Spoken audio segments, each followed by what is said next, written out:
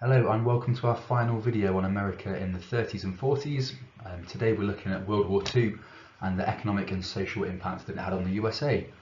Because we're doing USA, that means we're doing paper 1 and we're doing the section that is opportunity and inequality that goes all the way from 1920 through to 1973. Let's get into the video. The Second World War had a huge impact on America's economy. Before the war began, America was still feeling the effects of the Depression, and pre-war there were some economic struggles. So in 1939, unemployment was at 17% and the effects of the Depression were still felt. Now, this is a reduction from the peak unemployment of the Depression, that was 25%, but still, unemployment hasn't come down that much. When the war began though in 1939, America was helping Europe straight away. An example of this is the cash and carry plan, and this is where the Allies, so Britain and France and Russia, would pay up front for US supplies. The Allies would give America money, America would start manufacturing the goods, so that helped the economy in two ways. Firstly, they're getting some money from the Allies, but secondly, because they're manufacturing things, they're having to create jobs in factories, getting people employed and earning a wage again, therefore reducing unemployment. Additionally, there was increased demand for food, which led to a rise in farm income, and it rose it back up to pre-depression levels by 1941. So because Europe now had to feed itself and its army, there's more demand for food, and this sees those farming incomes rise to what they were before the Depression. So all of that was about the economic impact the war had before America joined. So World War II goes from 1939, and at the start America's just supplying the Allies with materials and with resources. However, America joins the war in December 1941, and here we see the economic impact increase even more. So we see the Lend-Lease program begin in 1941. This is a continuation of the cash and carry plan, but just on a bigger scale. So the US sent supplies to the Allies, boosting manufacturing and reducing unemployment. In 1942, so when America has joined the War Production Board is established by FDR.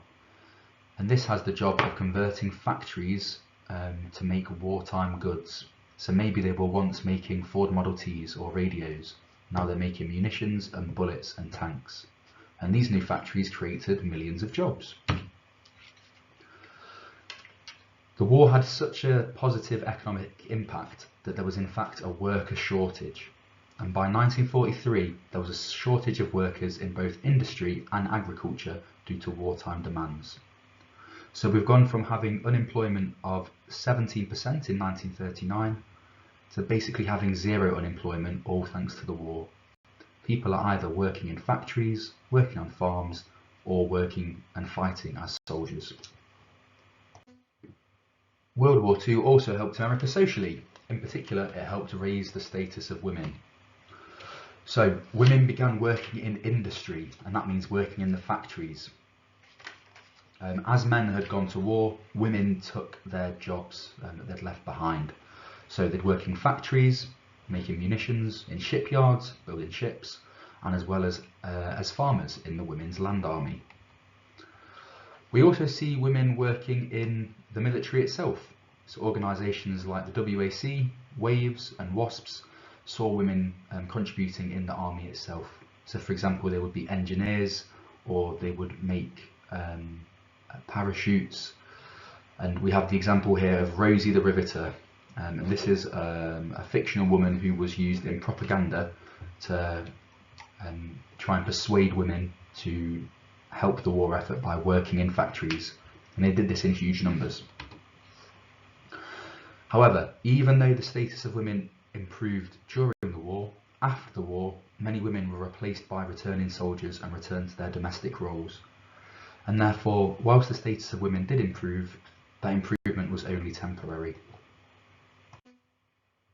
Another group that saw their status improve was African Americans. FDR in fact banned racial discrimination in the defence industries, opening up opportunities for African Americans. This didn't happen straight away. He passed an executive order in 1941 that ended segregation in the army.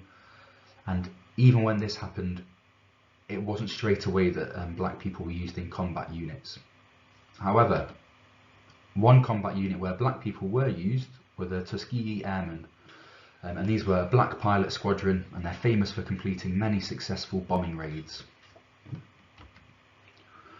Not only did the war help increase the status of African Americans by giving them jobs, but it also began to fuel the civil rights movement. So black Americans who had been posted in Britain during the war experienced life in a non-segregated country. This inspired them to fight for freedom and their rights when they returned to America. So for example, CORE, the Congress of Racial Equality, was founded in the middle of World War II in 1942, partially due to the experience of black American soldiers in Britain. So we can see here that the impact of World War II on black people helps during the war, but also it's going to have a long-term impact in leading to change in the 50s and 60s with the wider civil rights movement. Alright then, so that is all of the knowledge that we need to know for the economic and social impact of World War II. Well done for getting this far, but your work is not over. You've got to now complete some retrieval. So attempt the quiz in the bio, or do a past question, or even just get a piece of paper, write down what you can remember, and then check it from what you've seen in the video. Doing passive revision like reading or highlighting or watching videos is not enough unless it's coupled with some sort of retrieval to help that knowledge stick in your brain. Alright, see you in the next episode. Cheers.